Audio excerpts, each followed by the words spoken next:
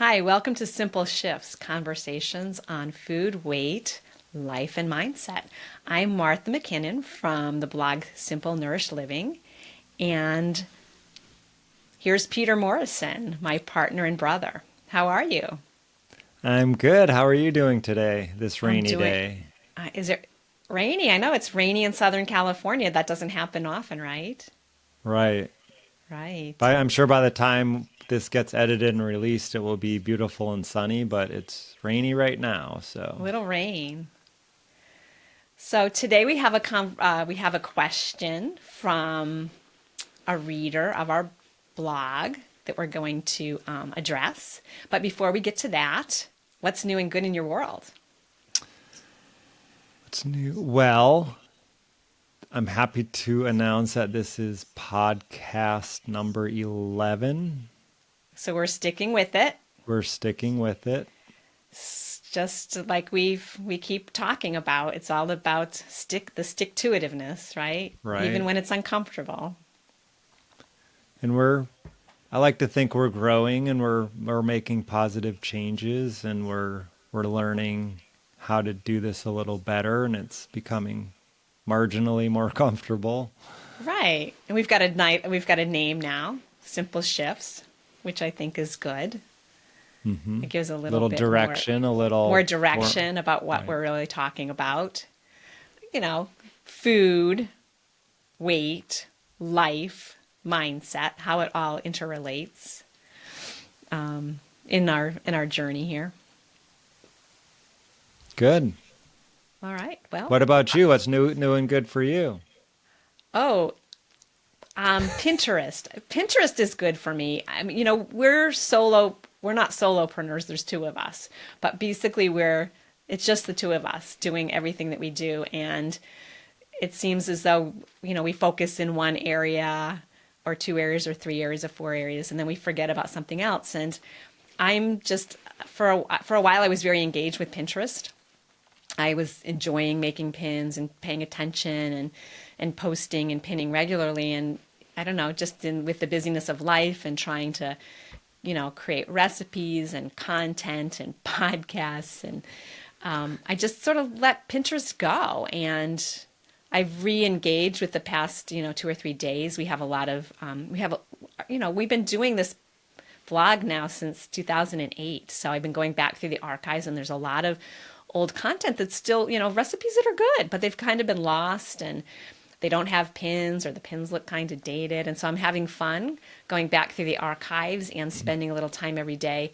I don't really consider myself a creative sort necessarily. So trying to, create pins that look nice with just different colors and fonts is helping me tap into my creativity. And so I'm having fun with that. It's sort of new and good in the past week.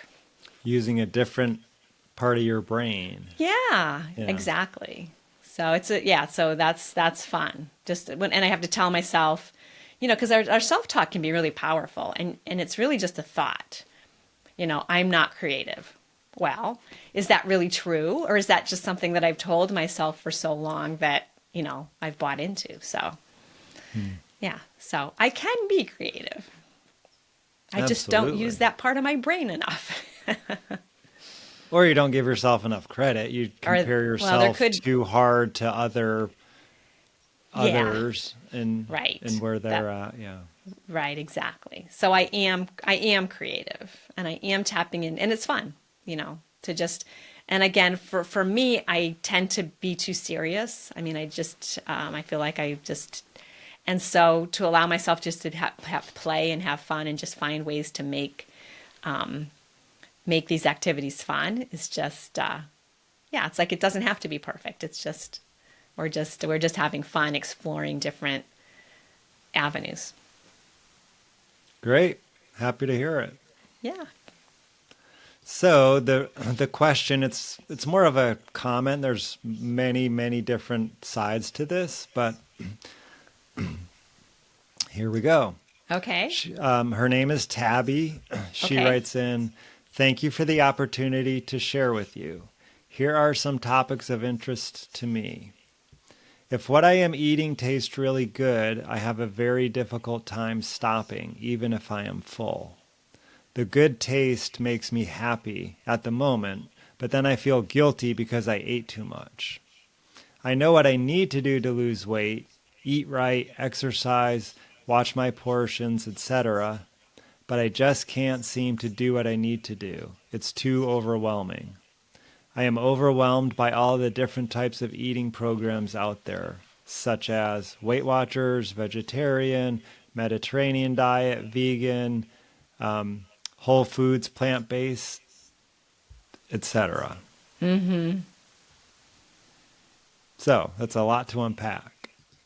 Right. So we want to try to address, I think, the concept of like, I think the overriding concept is kind of, well, I think of two topics, like the sense of overwhelm and trying to do too much, and then also how to handle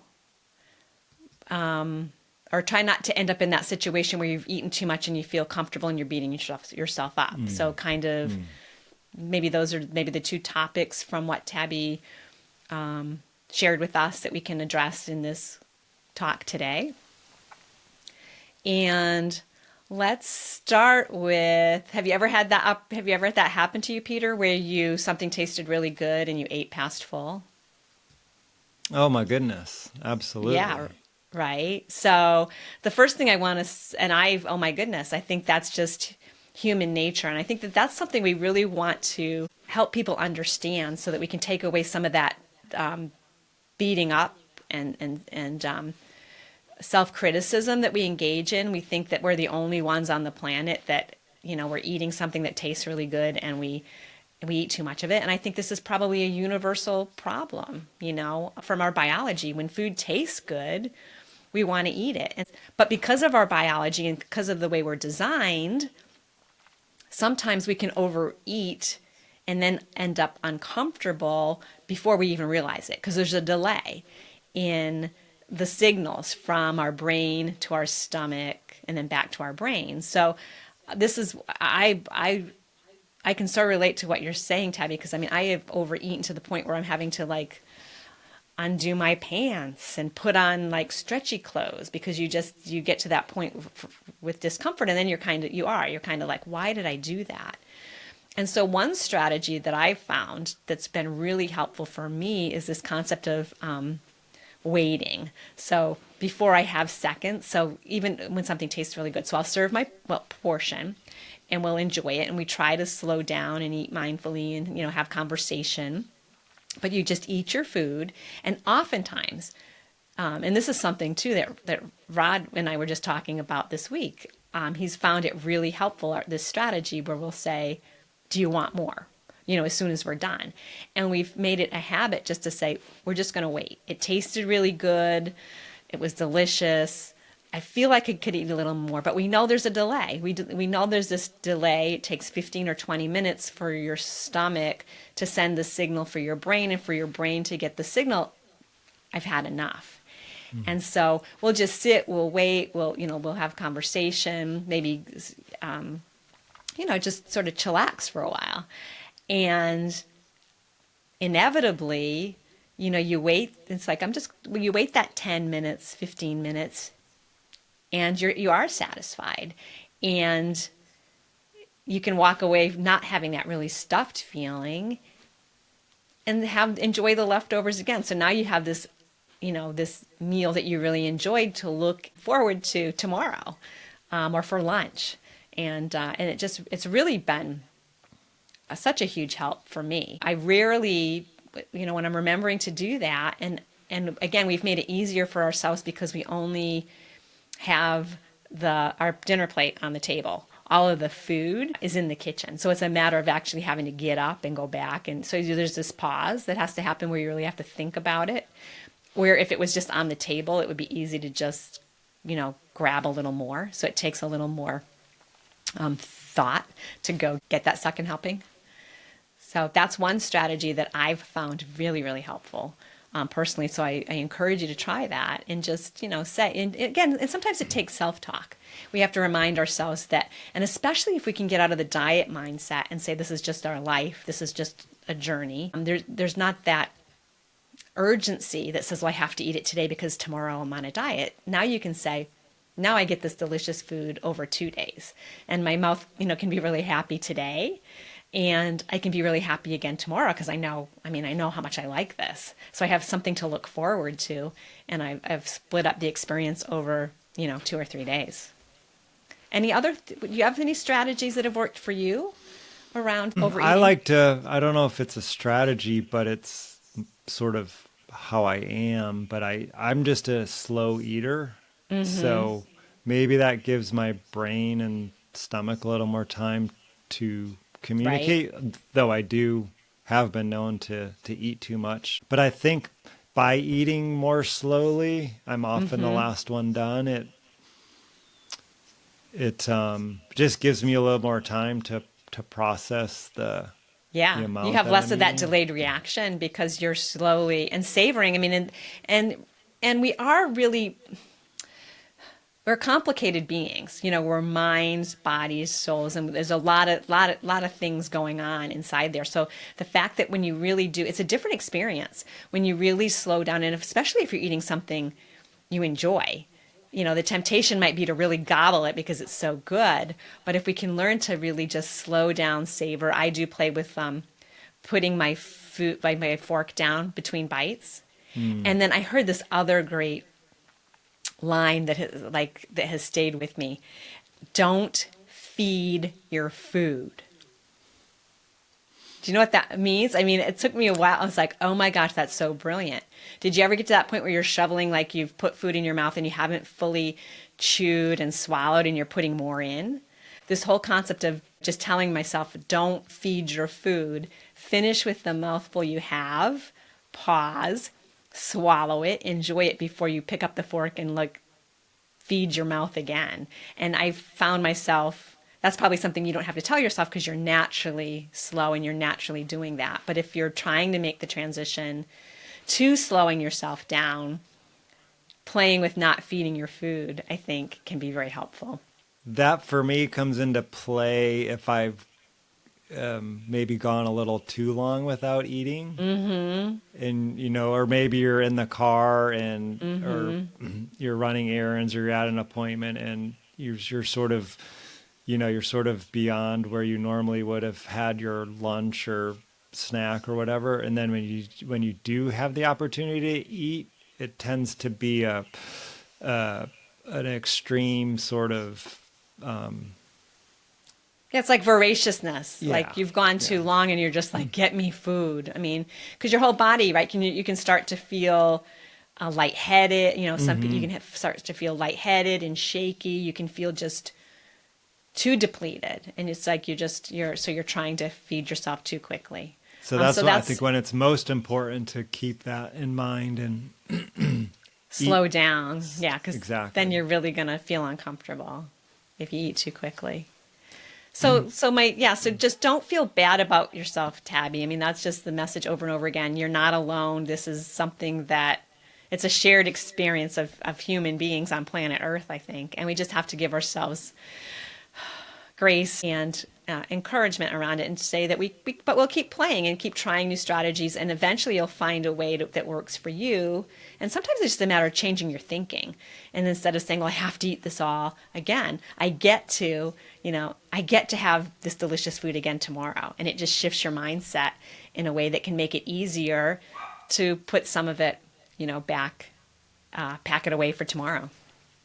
I also love your strategy of filling your plate at the stove or crock pot, wherever you're preparing your meals, and just putting the plate on the table instead of the whole.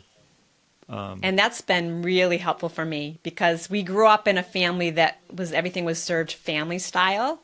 And I tended to overeat, and I tended to eat to the point of discomfort. And so this whole concept of plating up your food in the kitchen and then sitting down and enjoying it has been very, very helpful for me in just not overeating. So I encourage people to give that one a try too. Mm-hmm. So we've talked about the eating strategy, and I hope you find that helpful. Now, the other topic that Tabby talked about was the sense of overwhelm, of knowing what she's supposed to do and not being able to do it. and then just getting overwhelmed in all these different strategies. You know, do I eat plant-based? Do I do Weight Watchers, vegetarian, you know, paleo, Mediterranean. Yeah. Mediterranean, and all of those are just, I mean, they're just they're just basically ways of eating, right? There's nothing, I don't think, particularly magical about any of them. And I think, because I think what you really have to do, any of those eating strategies will work if you're excited. I think you have to be excited about them, and they really have to resonate with you. It really has to be something you want to do. I think if you're forcing yourself suddenly, because there's so much talk about, you know, the dangers of ultra processed food, and there's so much talk right now about whole foods, plant-based. You know, there's a lot of talk about, but then you also have a big camp of, you know, paleo carnivore eaters, and, you know, vegetarian, Mediterranean, again, is a style of eating, more than just the food you eat, right? It's kind of a whole way of life that's reflected in the cultures that surround the Mediterranean Sea. So none of these is inherently magical in and of itself. I think what has to happen is you have to choose a way of eating that really resonates with you, that feels good for you. And again, I think you have to take a slow, steady approach. I don't think we go from whatever our way of eating is today and totally just adopt a whole new way of eating overnight. That's why we feel overwhelmed, because we're trying to change too much too quickly. So I would say, I mean, my suggestion is to just sort of assess where you are in your eating style, in your eating habits right now, and ask yourself, like, what's like one thing I could do if we're trying to eat less or to eat a little more healthily? Like, what's one change I could make? And just start really slow and steady. Like, and again, we'd have to ask Tabby, like, because she would know, like, what's that one thing that would be most beneficial for her? Would it be to change up what she's having for breakfast? Would it be to focus on adding more fruits and vegetables to a particular meal? Only she would know those answers. But I think the answer comes in just not trying to change up everything all at once, and just asking yourself, like, what's one thing I could do right now that could, you know, really help me on this journey, this slow, steady journey? What's one step I can take?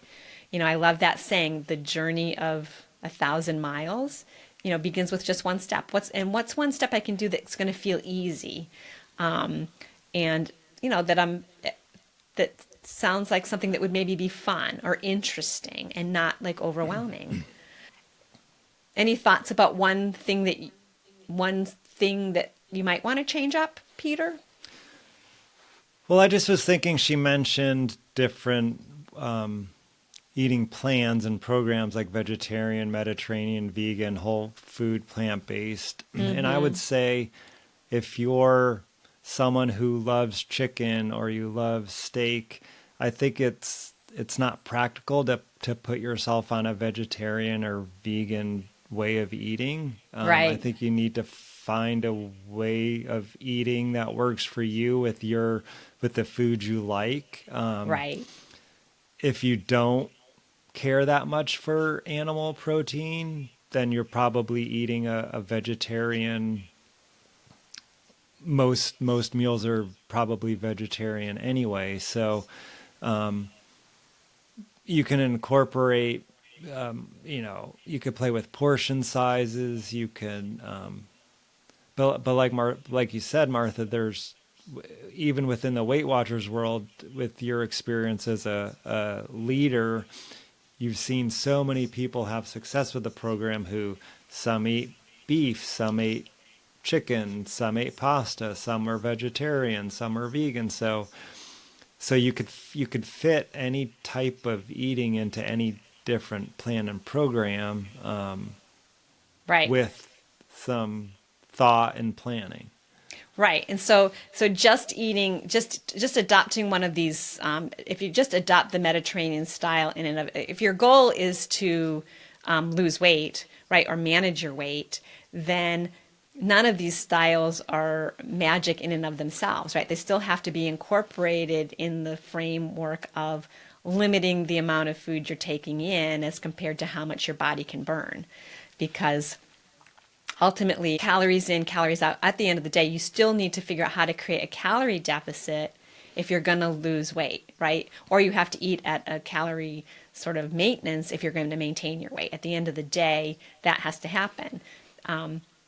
Now, people will say if you're eating all whole foods, plant-based, that you're going to be more satisfied, less hungry, and they believe that it then becomes easier to lose weight when you adopt this style.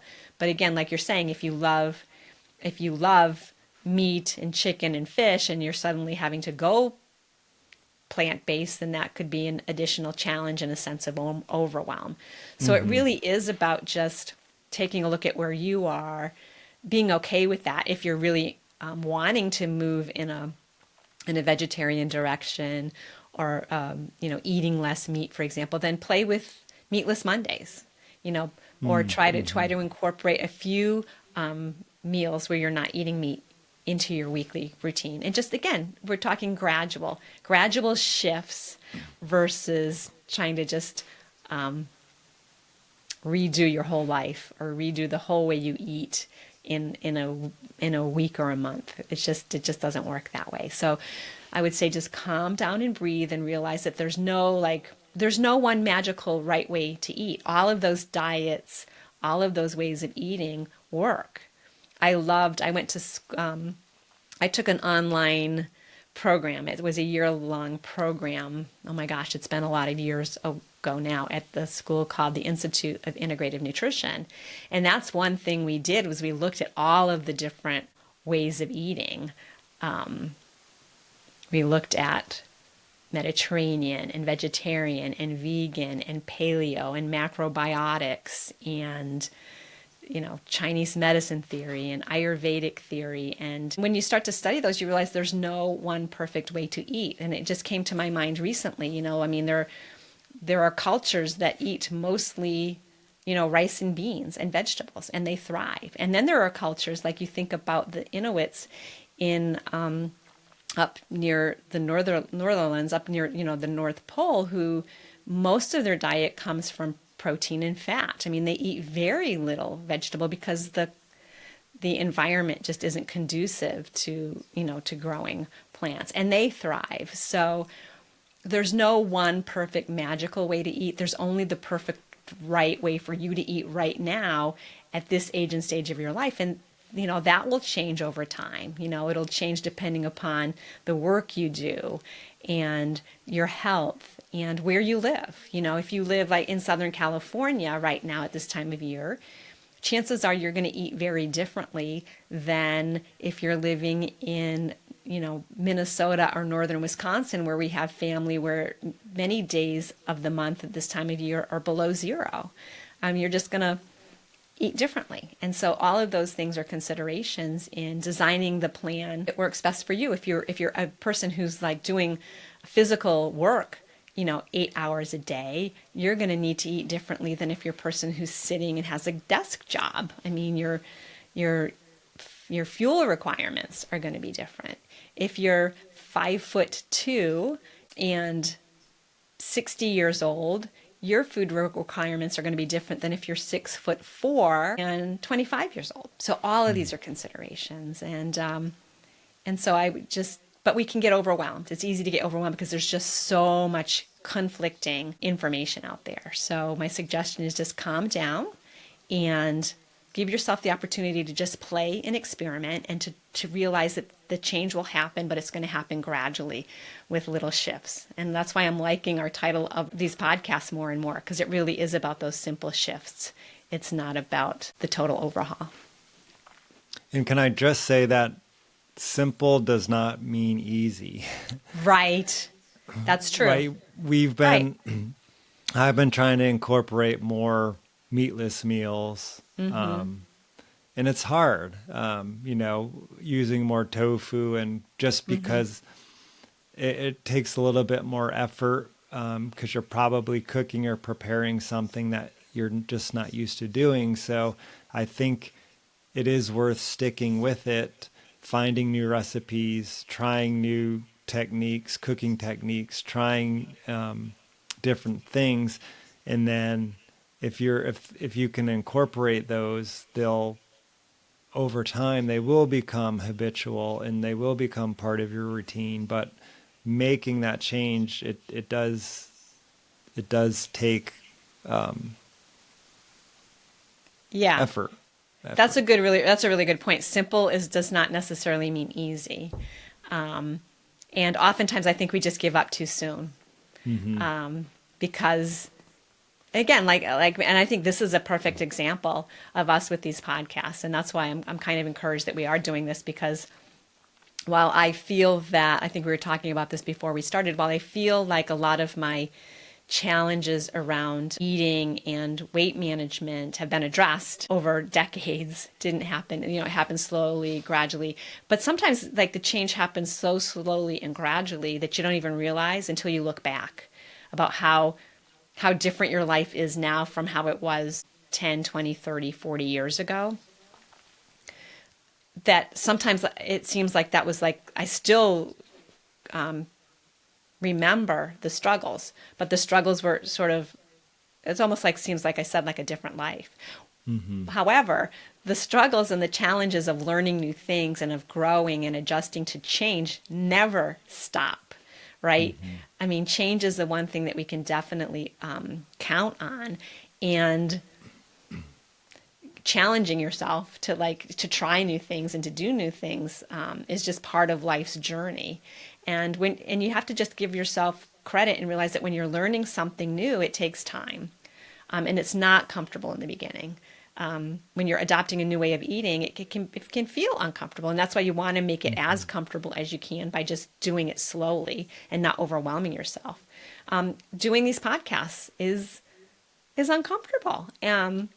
But like you said, every time we do it, it gets a little easier. We get more familiar with the routine. We learn a little more about what we're doing. We learn what works and doesn't work. And so that's just part of being a human, sort of evolving through life. And if we can just allow ourselves the space, and just be in the patience, right? So it's about patience, and it's about being patient with ourselves and being kind to ourselves and treating ourselves, when you have a little child who's learning to walk and you're there encouraging them and if they fall down, that's just part of learning to walk, right? And you encourage them. But sometimes we forget when we're learning new things that, there's going to be times when you stumble and you fall down and but then you get back up and you try again. And so I think just taking that encouraging mindset with yourself can be very, very helpful. To just say, give yourself credit to say, hey, I'm going to try again tomorrow. I'm going to try again at my next meal. I overate at this meal, but, tomorrow I'll try again. And you just keep moving forward and you build resilience and you build, like you said, you slowly build your skills and you figure out what works. If you work with tofu and you don't give up on it the first time you taste it, and you keep trying and experimenting, eventually it may very well become part of your meal plan. I know for me, quinoa was a food like that. I did not like quinoa on the first go or the second go. It took many goes. But now... I liked it the first time I had it. I'm like, this is really good. You're like that. You liked really fancy red wine the first time you tasted it, too. And it took me I had to grow up from white Zinfandel to white wine to light red wine. And you have a very sophisticated palate, I have to say. I don't know about that. But you liked quinoa. Yeah, but again, it's different. And you have to again say, well, I didn't like it this time. That's very much from the French culture of how they teach their kids to really like a wide variety of foods. They appreciate and know that the first time a young palate tastes something new, that there's a good chance they're not going to like it. And the French culture is like, yeah, that's okay. You tasted it, and so and that's okay. But you'll taste it again and again and a few more times before you decide. You won't just taste it once and give up. And again, it's just a wider perspective to give yourself more latitude to play and experiment and not be so quick to rule something in or rule something out. Mm-hmm. Yeah. And I know we've touched on this many times over different sessions, but I think it's the small changes that stick. Yep. Whether it's one additional glass of water during the day, or Yep. you mentioned a lady started her journey by just leaving one potato chip in the bag, and then she left two in the bag. So, I love that story. And she lost 100 pounds. And that's the way she started. It's in a great book that talks, again, yeah. And so she started on a 100-pound weight loss journey by asking herself, what could she do? And she knew she couldn't give up the bag of potato chips, but she knew she could give up one. And then she knew she could give up two. And so to be that gentle and think that small, and again, I think we fall down because we think that that's just not big enough, that we're never going to get to where we're going to get to.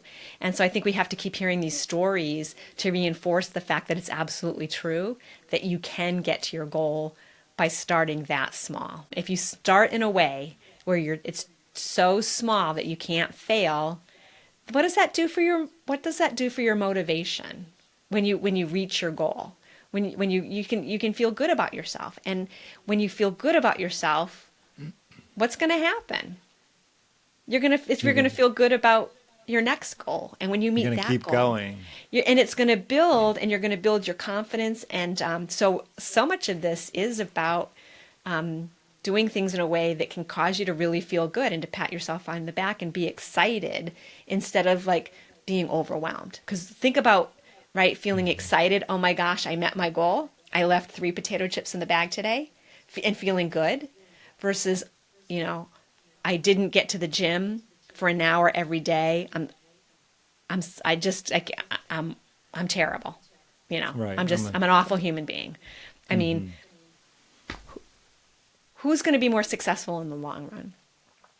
And it took me a long time. It took me a long time to figure this out, and I'm still figuring it out. But the more we can feel good about what we're doing, the more we're going to do it. And it becomes self-fulfilling in a really, really positive way. We can really start to spiral. And so that's the power of these little incremental changes that we don't quite grasp until we do. So, yeah, good. Well, thank you for the comment and suggestion, Tabby. Yes. I hope you found this helpful. Yes, and if you are enjoying the content we're sharing here, please hit like, please hit subscribe, please share with your friends. And if you have any suggestions that worked for you for changes, please leave them in the comments below Right. to help our readers. Yeah, and if you have ideas for other conversation topics that you would like to have us explore, leave those as well. And thanks so much for tuning in. We really appreciate it. Enjoy your day. Bye-bye.